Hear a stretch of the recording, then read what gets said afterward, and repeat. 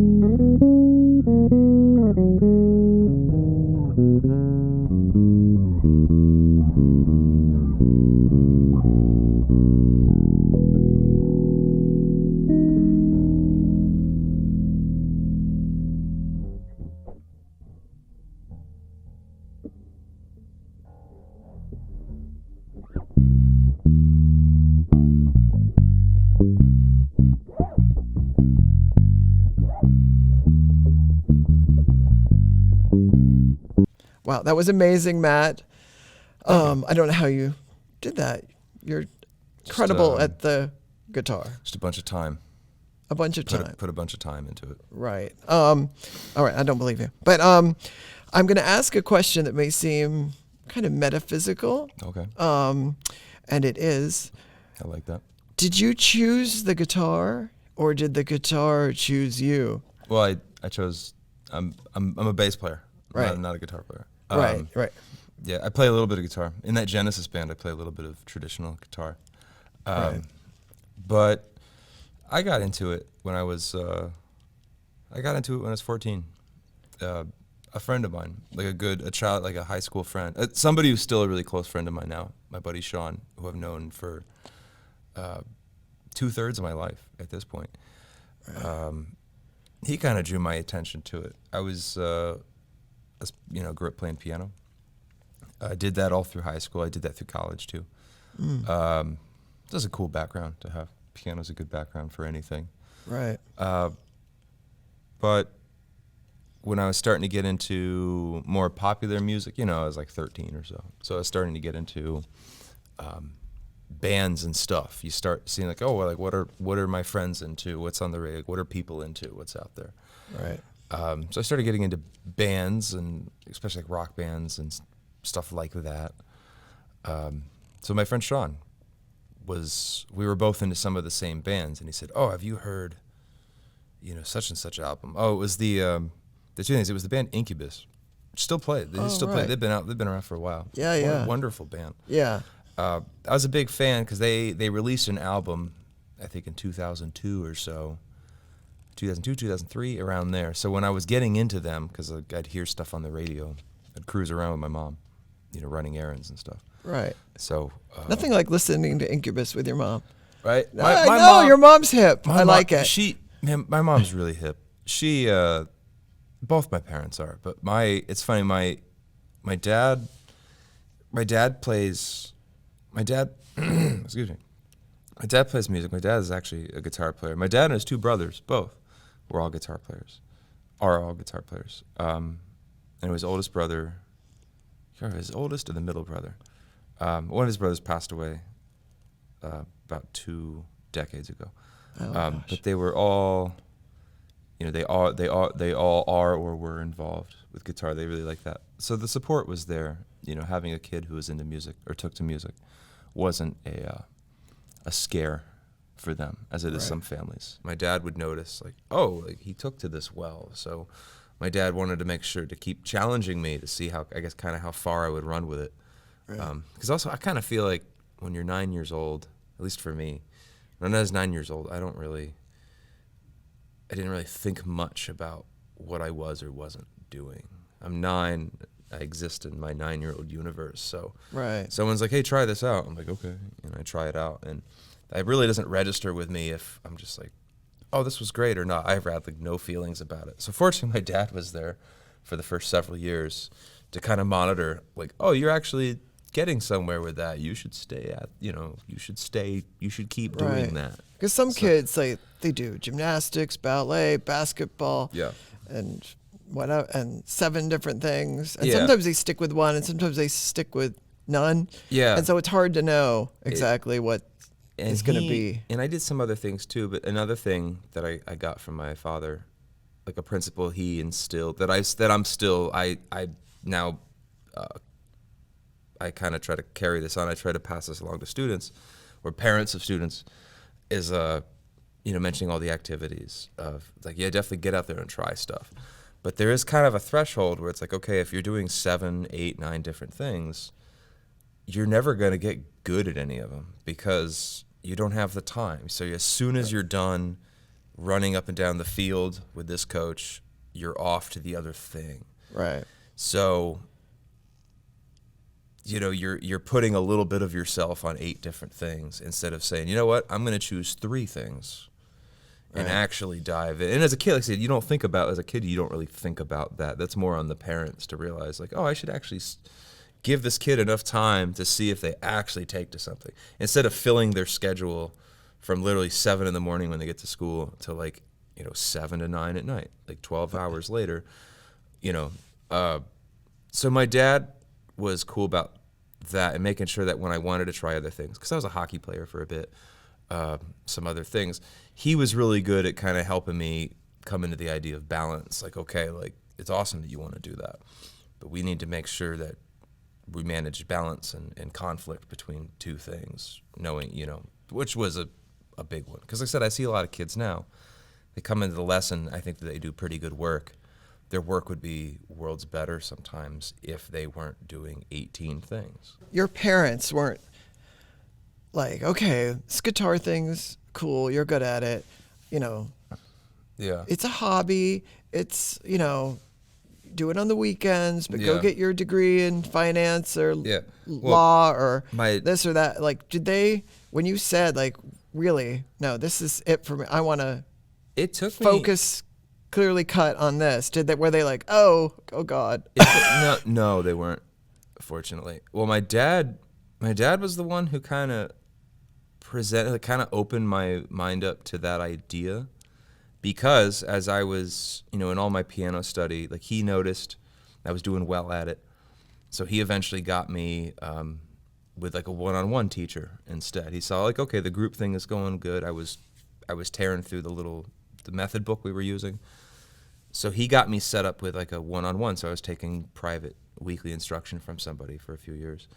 And then he would, again, I didn't know this, but he would monitor that and kind of check the progress. And he would actually, I owe it to him, he was the one who would figure out that I was starting to get to a level where I needed more challenging teachers.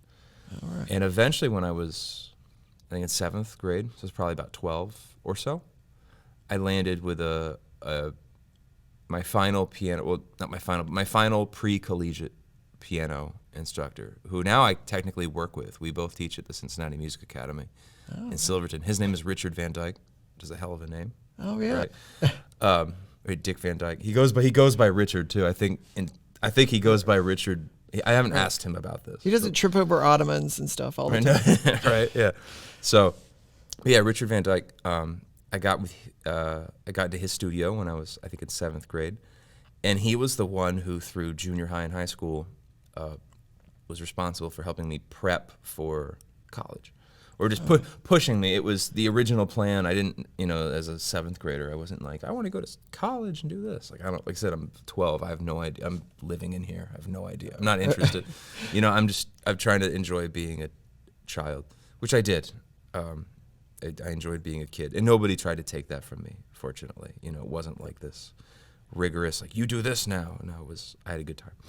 But I studied with him, and he was the one who just was constantly, at the time, I don't think I realized it as much as I did later, he was the one who would just keep pushing.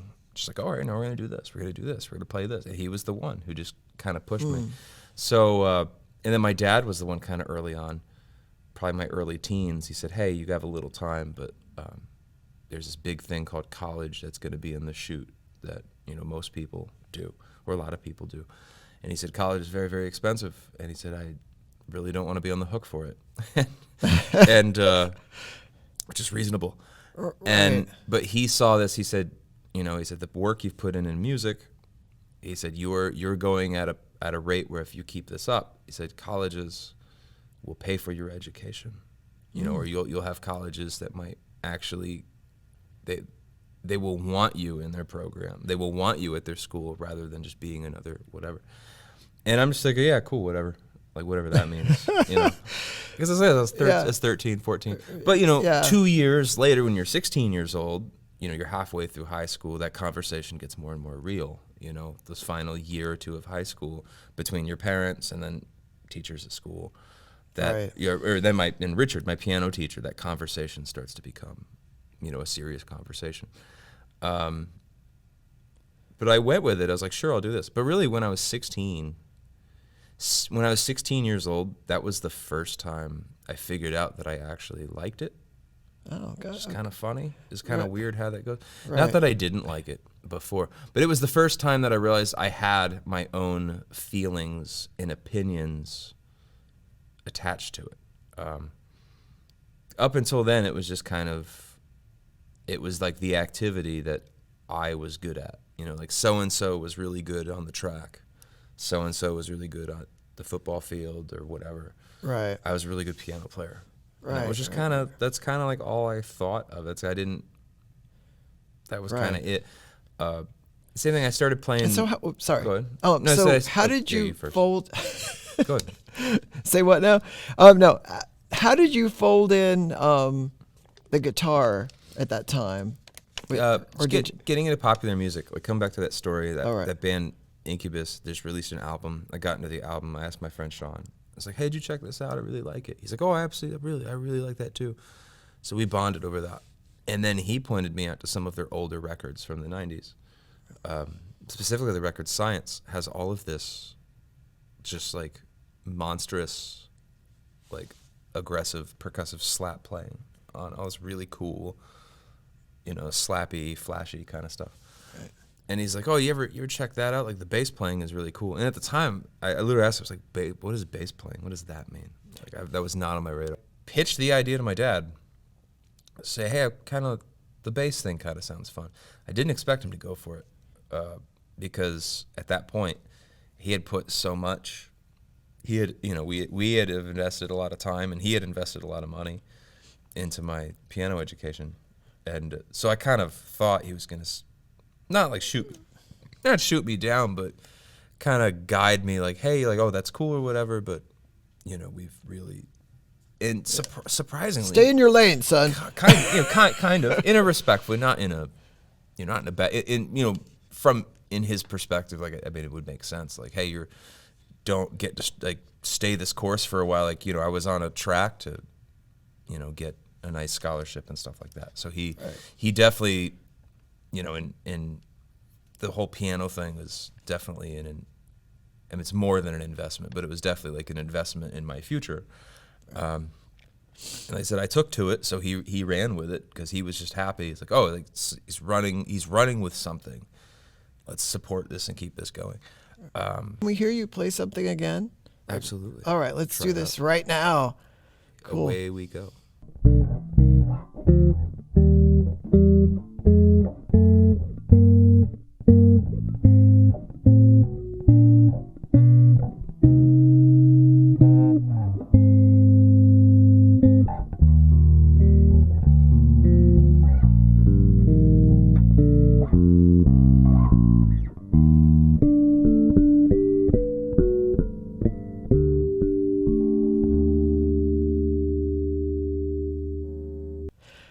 That was equally amazing. glad Oh, you so I liked just wanted to mention Yes, sir. this guitar that you can see. That was my guitar when I was like 12, and I was terrible. Like I knew, I knew it was not for me. But it's my sister Okay. was like great at guitar, 6-string, 12-string, and I think my parents were like, "Well, if she's good at it, let's try it on Matt." Yeah, your turn. And and I was like, "Oh no, this hurts." Like I'm not like I don't know. I Yeah. had no like ability to like make a tune or Yeah, it just play the wasn't- right chords at the right time in the wasn't- right order. Just wasn't feeling right. Yeah. No. So anyway, but I brought it just to Thanks. say as an example, like you had it and I didn't have it, but Yeah, you it- clearly have it. Thank you. Yeah, it did. What helped is like playing all that piano. When I picked the bass up, I'd spent a lot of time working on the digits, so just retraining some of the angles. That wasn't as bad because I had already worked all this finger independence doing all this piano work. And then like the music-wise, I bought it for the bass thing. It was kind of funny. I taught myself for the most part, but I'm definitely not a self-taught musician by any regard. I mean, some aspects I am, but I had all this serious instruction, and I was able to take that, and then that way I could just buy a book or a method book and sit down with a book and a bass, read the context. Like I could already read the music, and once I knew, it's like, oh, well, this note, this F sits here on this string. Okay, that makes sense. And then like a piano, the next one up is the next note up. They go in order. Right. So there were a lot of things that made sense when I picked it up, and that definitely helped me out. I was never the kind of kid who enjoyed being a beginner at things. I'm still kind of the same way. Like I'm definitely prone to that. I'm definitely better about it now. How do you like network to find the bands you've played with or all that? Like you can be an amazing guitar player, but if you don't leave your house and nobody knows that you're Yeah. trying to find Doesn't matter. Yeah. bands to play with or make your own band or forge ahead in some way, like, but Yeah. what's the best way to do that? I'd say the best way, and it kind of depends what you want to do. So it kind of helps, like, pick a goal. Say, okay, do I want to perform? Do I want to be out physically performing on stages? Do I want to be educating people? Do I want to be sitting in a room one-on-one educating? Do I want to be whatever? Like, so pick a lane to start with. Right. And you don't have to stick. It's not like you're going to be stuck with that lane either. And now with the way modern things work, another lane to have is like, oh, I want to, maybe you could even present these things, performance, education, or otherwise, through like the internet or a social media avenue. And that's become, that's like a complex, that's like a complex thing. But Right. Oh, let's talk about mention your website while you're talking about social media. Oh, I do have a website. It's just mattwilesmusic.com. We're going to get back to one other thing, and that's you're going to play something as we head out. Okay. I'm going to thank you, Matt Wiles, and go to his website, Matt Wiles, that's WILES, music.com. Yeah. Check him out, and he's going to play one more thing for us as we head out on this episode of Man with a Mentor. Thank you for watching, and Matt's coming up. Thank you, everybody.